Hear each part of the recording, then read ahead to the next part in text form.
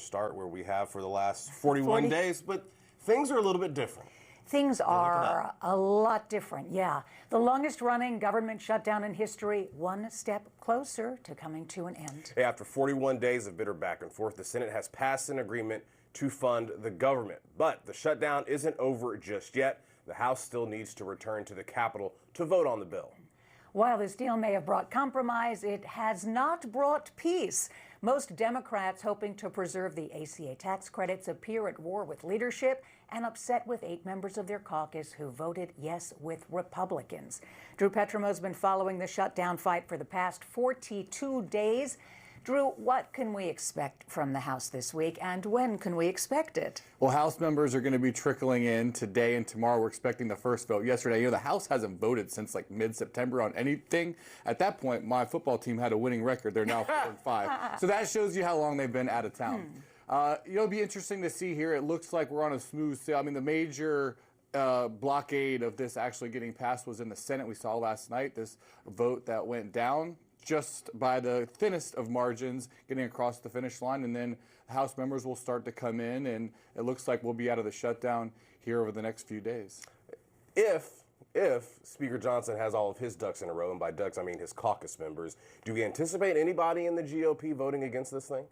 There might be a couple, but the indications are that President Trump is going to lean heavily on members to get this across the finish line, and you actually might have some Democrats from purple districts, moderate Democrats who are facing difficult re-elections next year that might be inclined to vote for this and be able to tout that they supported the reopening of the government. So, nothing's set in stone until it actually happens here in Washington. But I think the indications where you have the majority of Republicans on board, and especially because President Trump supports this plan, I think Republicans, there won't be too many that hold out.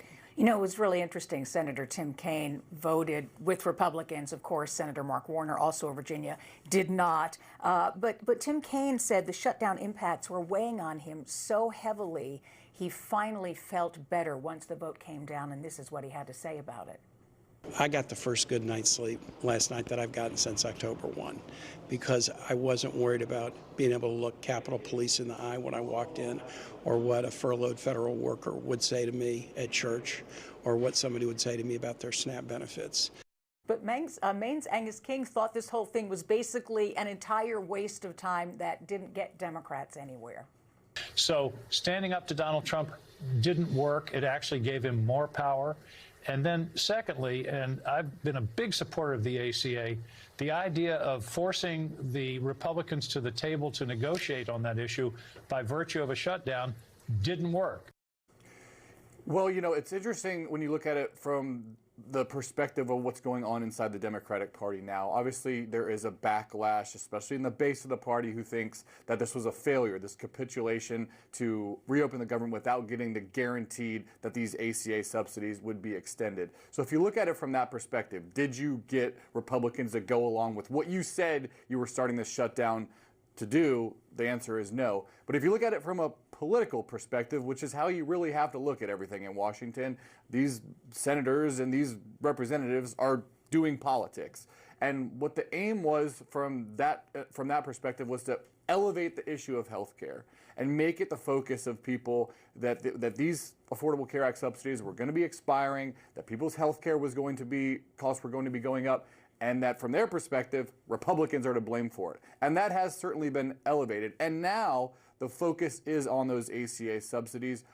And the Democrats are kind of putting the ball in the court of Republicans and daring them to not extend these subsidies and force people to pay increased premiums next year because they think that will benefit them in the midterm election. And politically thinking, healthcare votes are going to last longer than who was responsible for the shutdown come the midterms. I want to listen to what President Trump said. He has, again, signaled support for this bill. Well, I think based on everything I'm hearing, they haven't changed anything, and we have support from enough Democrats, and we're going to be opening up our country. It's too bad it was closed, but we'll be opening up our country very quickly. He says there that they haven't changed anything, but there were some additions that helped win over senators like Senator Kaine. They are going to limit these reduction in forces, people who are going to get paid, the federal workers, and they're not going to be able to fire more workers, at least until this temporary CR ends at the end of January. So there are some things that senators like Senator Kaine can take back to their constituents and say, we didn't completely fight over nothing. And then you have these pain points we've been talking about for days. The airports have become a disaster for people waiting for flights. Ro Khanna was on CNN last night talking about waiting for 6 hours at Dallas-Fort Worth, and that while he was doing it, some woman came up to him with her phone talking about her dad, who is a taxi cab driver with taxes, whose premiums were going to spike from like $600 to $2,600. Yeah, I had some friends in town last weekend, and getting home for everybody, they were all flying across the country, and half of them made it, and half of them were stuck at the airport for extended periods of time. You couple that with what happened with SNAP, what happened, with the we were coming up on holiday season here. The prospects of just an absolute catastrophe at the airports certainly weighing on senators. And if you talk to the senators that voted for it, they will tell you, and they're saying this publicly, that large numbers of our caucus praised us behind closed doors for doing this, but the outrage in the base of the party is something that a lot of people weren't willing to take on themselves. It's interesting when you look at all the senators that voted for it, none of them up for re-election. I was going to say a lot of folks learning that they're up every 6 years and not 2.